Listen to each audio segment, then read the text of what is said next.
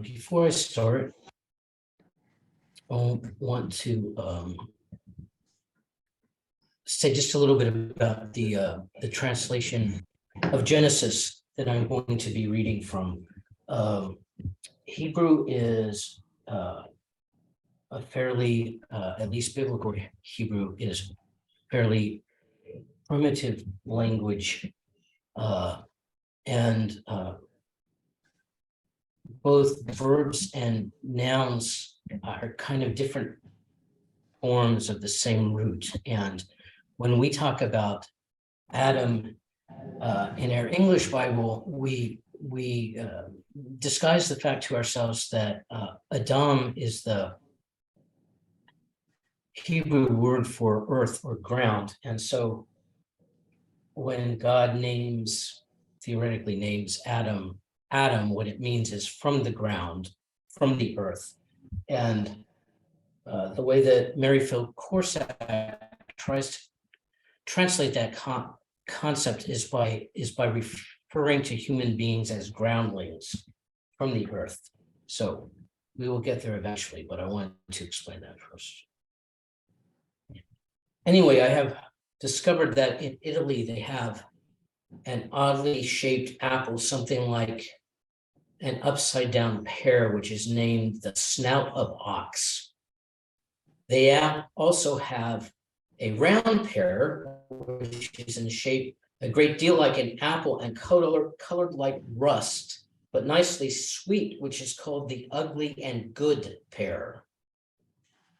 According to the poet W.S. Merwin, in France at the turn of the last century, or actually the century before last, there were said to be as many as 4,000 varieties of pear. So many that France put in place an official jury which was empowered to say how many kinds of pear should exist in France and which ones. In England, for many centuries, they grew special pears for making perry, which is the pear equivalent of hard cider. Merrylegs, Mumblehead, Lumberskull, Drunkers, and Devil Drink, to name just a few. One assumes that the pears were named for the potency of the drink they made. We have our rare and abandoned varieties in America as well. The elephant heart plum, for instance, which is described as being so juicy that it's more like a beverage than a fruit, but which is rarely grown anymore because it requires such gentle handling and because the skin is brown rather than red. And we have had a certain genius with apples, at least 129 of which we once grew for their sweetness or tartness, their grain or lack of grain, and now we hardly grow at all. Among their names were black gilliflower, sheep nose, naked jack, nodhead, opalescent, pumpkin sweet, Shawassi beauty, smokehouse, Westfield seek no further, winter sweet paradise, yellow bellflower. And those are only the fruits that we've left behind. The domestic animals are nearly as numerous. The Devon cow came to the New World with the Pilgrims and was raised for draft beef and milk. The first official seal of Vermont features a Devon cow. The Devon steer was a long-legged, big-framed animal that was a good walker, moved with greater speed and had more endurance and intelligence than many other breeds. We forget that a good part of this country was first plowed by oxen, not horses, and that oxen pulled the wagon trains west.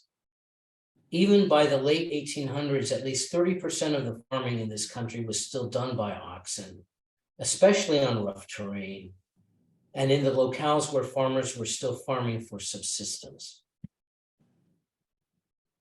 Another New England cow, the Randall Blue Lineback, was also a dual-purpose breed for dairy and draft. One of its chief virtues was its ability to produce milk on grass alone. without requiring any grain feed.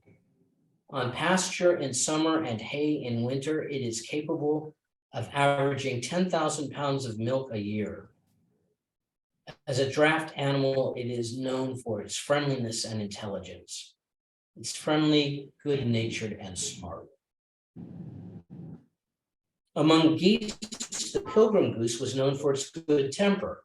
And if you know many geese, you know what a superior trait this is, and for its willingness and ability to eat a lot of weeds. The Gloucestershire Old Spots pig was wildly popular in the 19th century for taking farm waste and making it usable. It was turned loose around the farmyard to forage on windfall fruit in the orchards, to slop up whey and beet tops and other inedibles, and out of these, it made the bacon that it was famous for. This is from the second chapter of Genesis in Mary Phil Corsak's translation. On the day Yahweh Elohim made earth and sky, no shrub of the field was yet in the earth, no plant of the field had yet sprouted. For Yahweh Elohim had not made it rain on the earth, and there was no groundling to serve the ground. But a surge went up from the earth and gave drink to the face of the ground. Yahweh Elohim formed the groundling soil of the ground. He blew into its nostrils the blast of life, and the groundling became a living soul. Yahweh Elohim planted a garden in Eden in the east. There he set the groundling he had formed.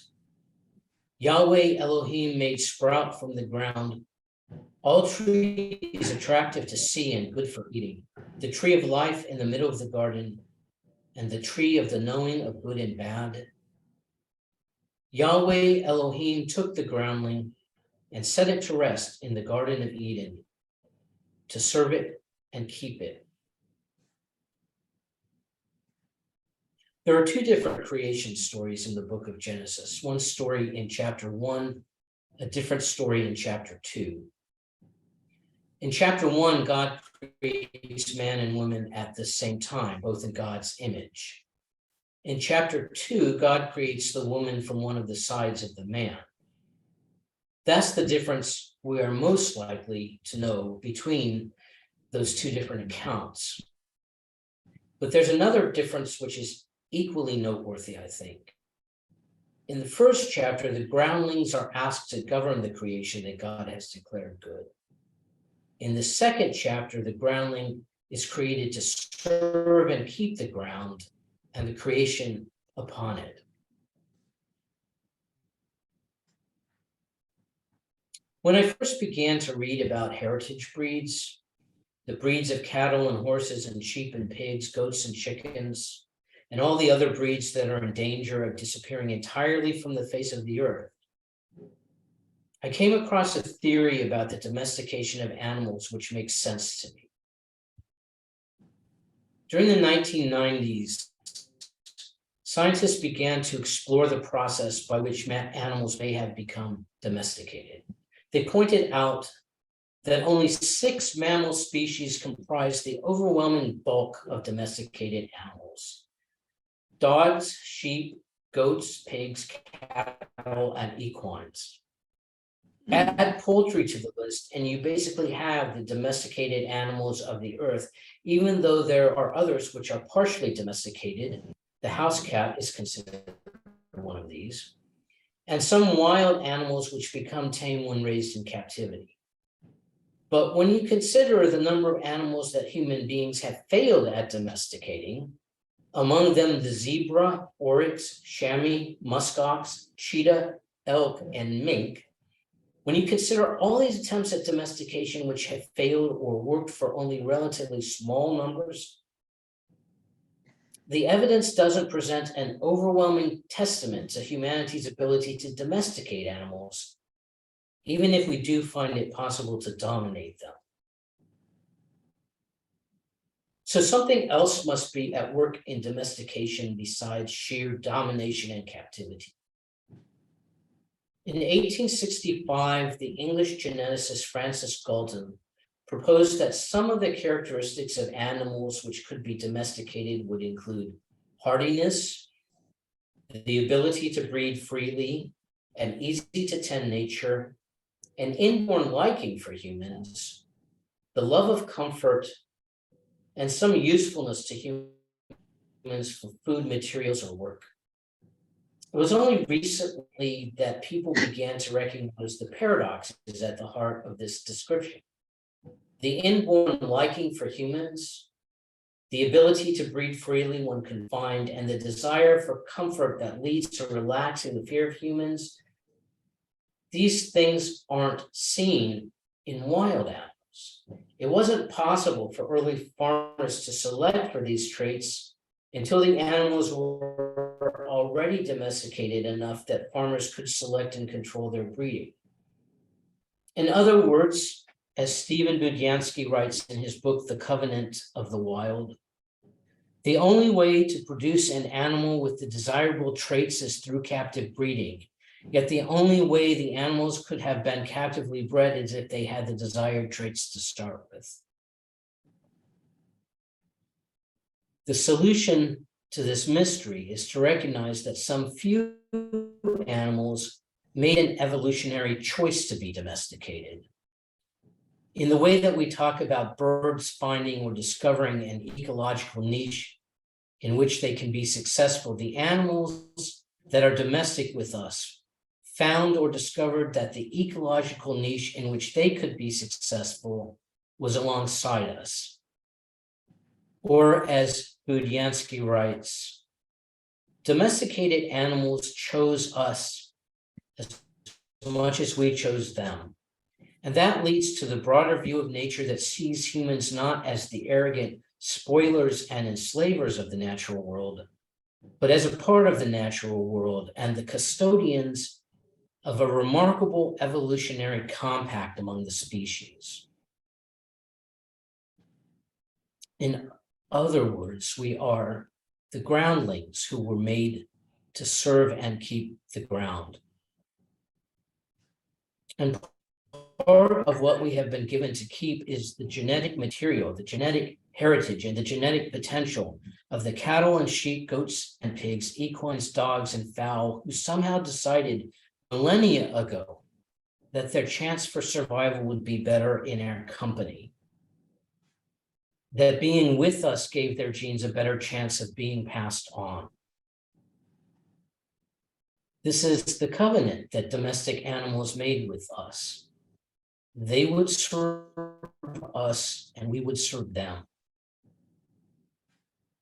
I grew up with cows and with horses and pigs, and I raised sheep.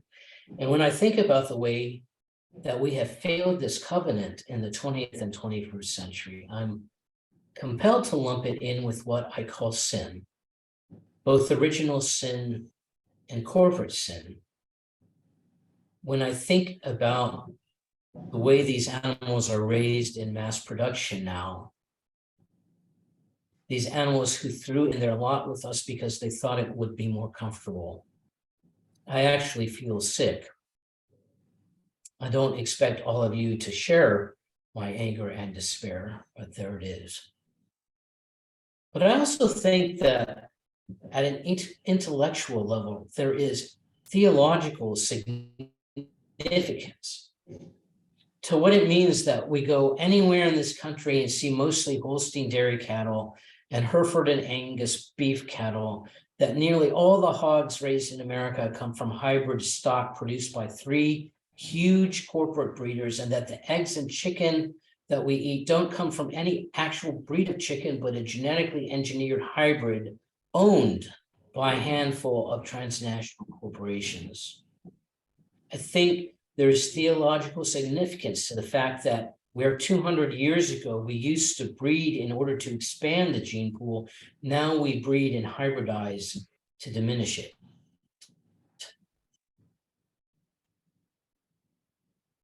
No matter what factory farming has become, it started as something a little bit simpler. It started with a desire for standardization. It started with the idea that if all the apple varieties were more or less the same size, they would be easier to stock in grocery stores. And so the large apples and the small apples both fell by the wayside. It started with the idea that pork should first be fatter and then be leaner, so that the animals that used to be used for bacon and lard were no longer valued.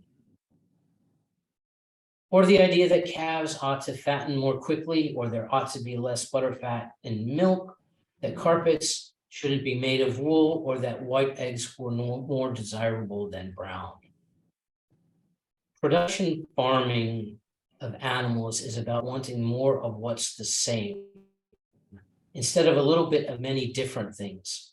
Long wool and short wool, eggs of all different colors, marbled meat and lean meat, pears for eating and pears for drinking, fruits that don't pack well and have to be brought ripe alongside fruits that can be stored for several months.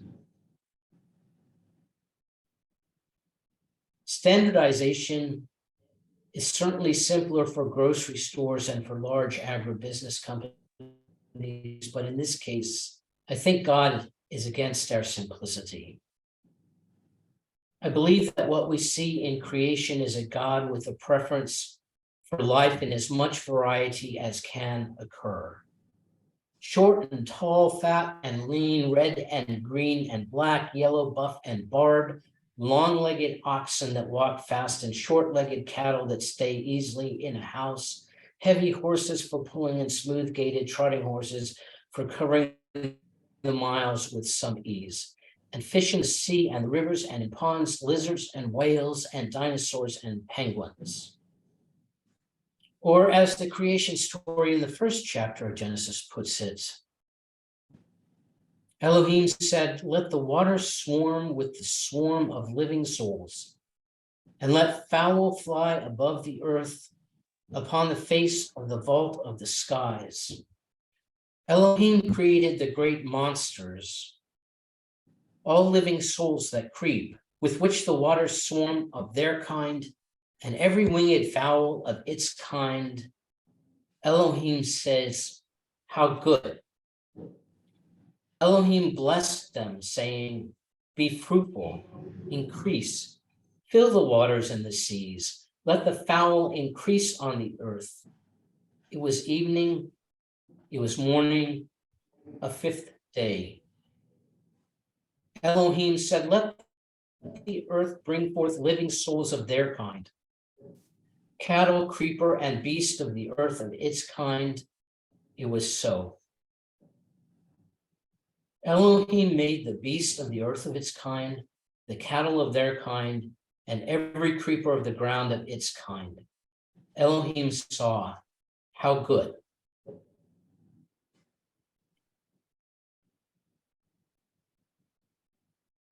If we learn anything about God from the world around us, maybe the first thing we would ever learn is that God loves variety. Not what's simple and standard, but what's complex and various. Life that comes in more forms than we can count.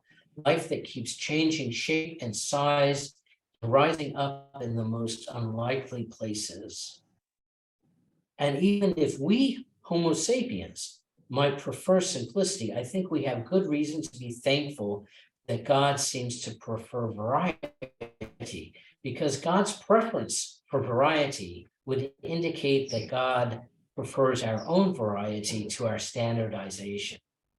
No matter what we learned in 8th grade about what was cool and what wasn't, and what we've learned in the workplace about what to do and say if we want to win friends and influence people, God actually prefers the non-standard us, the one that isn't like any other variety on the earth, that doesn't fit neatly on a supermarket shelf or packing box, that fills a hole that only we can fill and no other fruit can.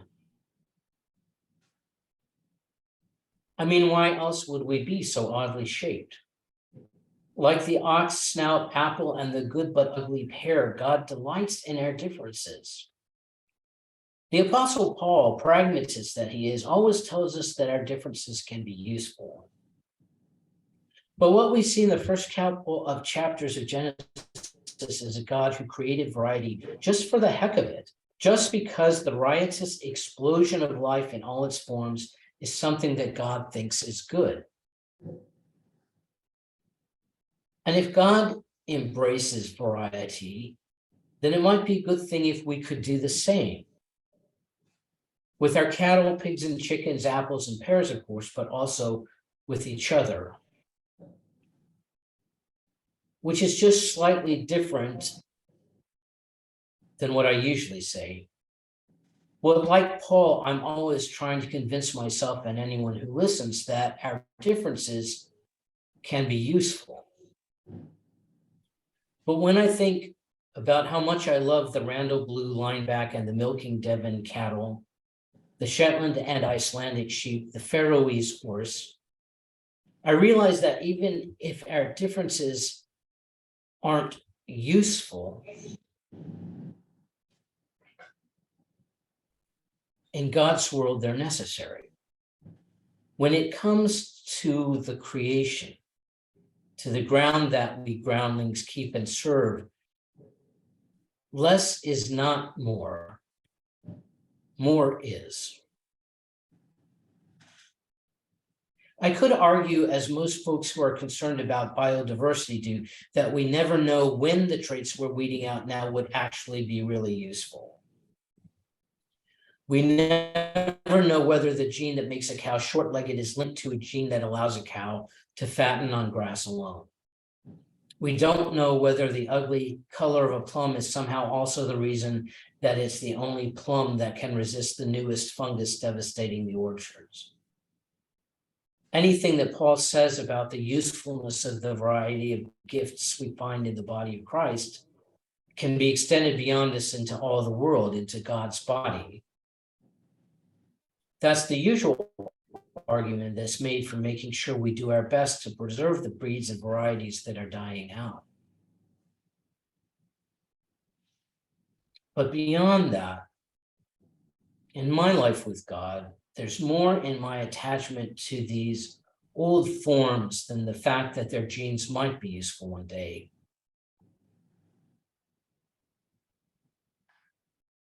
Because they don't have to be useful to be good. They only have to be. God declared them good before there was ever a use for them. We serve them because they're good. Goodness itself is reason enough. And the same goes for us too when we think about it. Hard as it is to believe, we don't have to be useful to be good. God declared us good before there was ever a use for us.